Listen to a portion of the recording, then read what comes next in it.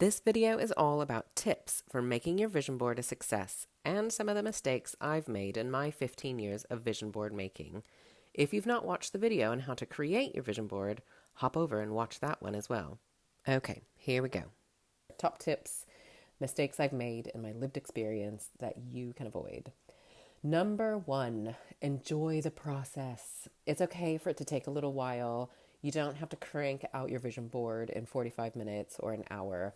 Really let yourself enjoy and savor the process of making this, because actually it can be quite nice. Setting down to write out your goals and then identify feelings and images, like it takes a little while, so just give yourself and allow yourself the space to create that. Number two, keep focused. Don't have too many goals at one time. You can do anything in the world, but you can't do everything. So really focus on distilling down what you're trying to achieve to just a handful of things. Having too much on your board is really overwhelming and it will hinder your success. So make it achievable.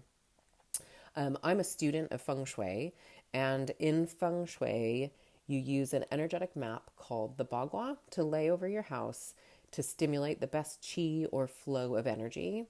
So this map is a grid of 9 spaces that represents most areas of one's life. So health, wealth, creativity, self. I decided to use that as my grid of my vision board for a couple of years in a row. And upon reflection, I really felt the overwhelm of having way too many goals because I placed goals in each one of those sections. So there was at least 9 goals that I was working on. So don't do that. Keep yourself as focused as you possibly can. Number 3, on the topic of Feng Shui, everything in Feng Shui is a metaphor. As you are finalizing your images, they need to connect and resonate with you, and you're going to be infusing them with your own intentions, but also make sure that there may not be a negative metaphor associated with an image that you choose. So for example, in a board that I did recently, I had an image of a woman doing a camel pose, pretty much in the middle of my board. And to me, that represented strength and flexibility and health.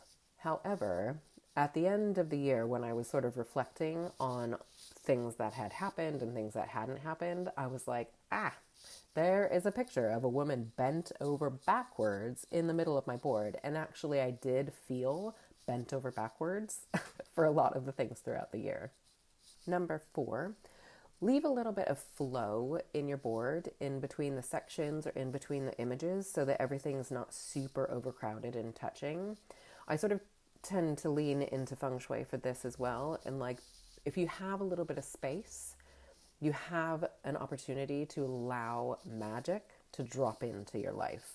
But if everything is touching and everything is super crowded in, it's almost like you're telling the universe that you don't have any room for anything unexpected. You only want to focus on what you want to focus on. So allow yourself a bit of opportunity to let the universe surprise you. Number 5, trust in the process. So if while you're doing your image sourcing and you feel a really strong pull toward an image and a really positive response toward an image, but it doesn't necessarily fit into any one of the categories, that's okay. I would still use it. I would align with your own internal system and use what you feel really called to use. An example of this is in one of the boards that I did. I was finished with the board, and at the last second, I popped an eye in the middle of the board. And I didn't have any reason for it. I just felt like it sort of finished off the board, and I really liked having it on there. And a couple of months after I'd created that board and it had been up in my space, I had been doing this deep meditation practice that was heavily focused on visualization. And during the course of that meditation process, I realized that I actually do not have the capability to visualize within my mind's eye. And that was massive for me because I've always thought of myself as a really creative person, and it really actually shifted my own identity of myself in a really profound way. So it was almost like my higher self was directing what I was going to be focusing on that year, because it actually did sort of shift a lot of my internal focuses to one of understanding and focusing on my third eye. And I had absolutely no intention at the time of making that board that was going to be a big focus of my year, and it did end up being a big focus of my year. So trust yourself and trust what you feel called to putting into your board. Number 6, keep your goals realistic, like in the outline of the SMART goal. So key steps in manifestation is working towards the next step in your big goal. So if health is your focus and you want to start exercising after years of not, and your big goal is to finish an Ironman, your realistic goal for the next 12 months might not be to finish that Ironman, but it might be to run a half marathon or to finish a marathon. So keep your goals achievable and realistic to what you can do within that amount of time. Number 7, keep the words on your board to a minimum. So as you're sourcing images and words and symbols to go on your board, keep the words that you use to a minimum. I recommend only using the words that are sort of your guiding words or your emotional representation of that goal for the year. Everything else should be images. Images evoke a much stronger emotion than words, and what you want to do is shift your emotional state, not just have a bunch of reading material on your wall. Number 8, your board is just for you. So choose images that evoke an emotional response within you. It doesn't matter what they feel like to anybody else. So for example, for me, if I'm working on prosperity, I might pick images of sunflower field or stars in the sky or flowing waterfall. It doesn't literally have to be money. It can be, but it's more about what it feels like when you look at the board. So the more your board creates an internal response that is aligned with your goal, the more you're going to get to those goals. Tip number 9, keep any images that you have at the end, even if they don't fit or work into your board this time.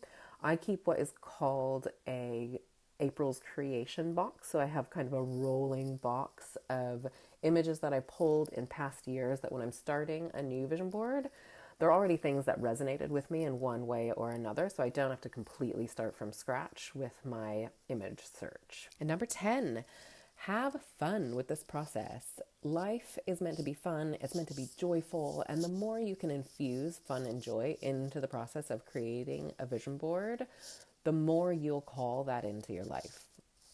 I have made vision boards with my family. I have made vision boards by myself. I have made vision boards by having girlfriends come over and do it together. It's kind of however I feel that year and sort of where I'm at, but just make it fun, whatever fun means to you at this point in your life. I've got a bonus tip that I've just thought of.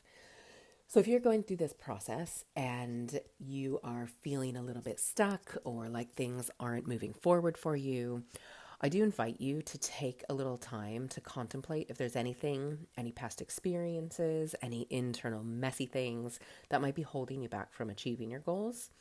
Because it's one thing to identify what it is that you want and what feelings you want to cultivate in your life. But if you haven't done the inner work to really allow those things to come to you, it can really hold you back. If this resonates at all, I really invite you to step into that journey of self-healing, because it's absolutely magic to see what happens outwardly when we start to do the work on the inside. And just as a little side note, a really great resource for stepping into this is Nicole LaPera's book, How to Do the Work. I hope you have gotten some nuggets of wisdom out of that, and if anything, a great opportunity to sit down and set goals for yourself in your life so that you are moving into being the best, most accomplished version of yourself.